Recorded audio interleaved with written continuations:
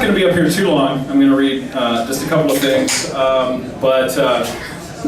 I think as the first piece, which is the first thing I'm going to read, it's kind of, it's kind of embarrassing, but it goes back a ways. I was 16 years old, and I think Chamlin's was for me what it was for a lot of people growing up in this town, which was a kind of, alternative education. I mean, this is where, not this store, but Chamlin Book Mine, when it was in its second Herschel location, was where I first found, beat writers, when I first found a lot of my favorite poets, when I first read H.P. Lovecraft, and lots of people like that.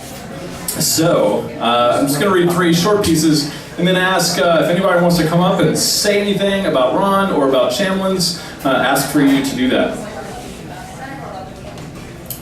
When I was 16 years old, I stole a book from Chamlin Book Mine.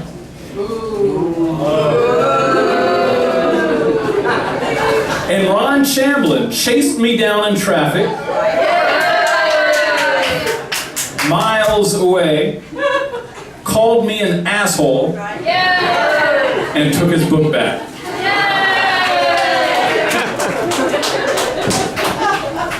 Though I stayed away from the book mine for years, I missed it viscerally.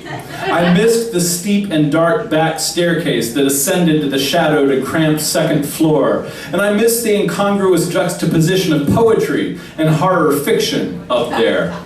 I remember particular purchases, Rimbaud's Illuminations and Baudelaire's The Flowers of Evil on the poetry side, and the cheap 1970s Valentine paperback of H.P. Lovecraft's The Lurking Fear on the horror side. I missed the front aisles where countercultural books were featured. There I bought Allen Ginsberg's journals, early 50s, early 60s, and Guillaume Apollinaire's The Poet Assassinated. And I missed wandering the aisles without aim, being open to whatever I might find. It was a really bad plan.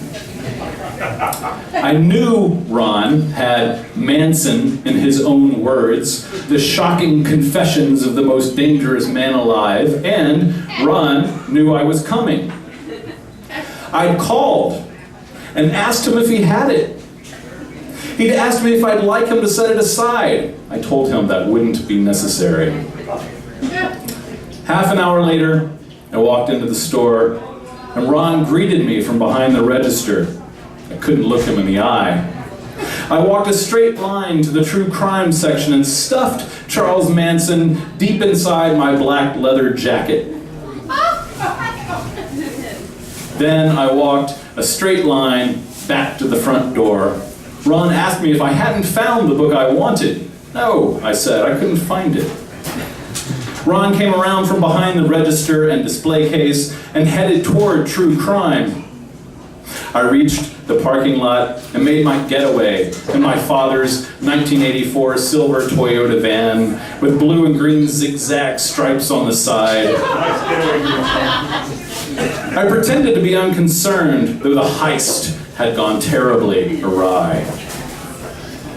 Still, since I'd left the premises, I felt I'd gotten away with it, like when 2-year-olds believe you can't see them if they can't see you.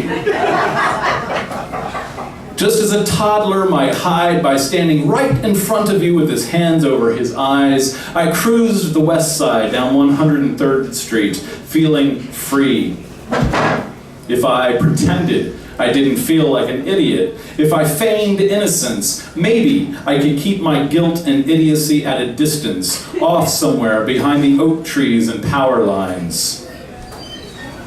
Almost 5 miles away, I came to a stoplight and began to relax.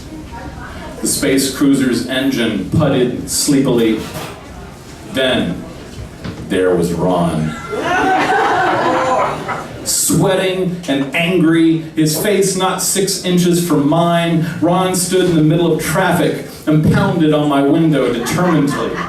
There was nothing I could do but roll down the window. Ron Chamlin had willed it so. He was angry but firm. "Give me back my book, you asshole," he demanded. I did.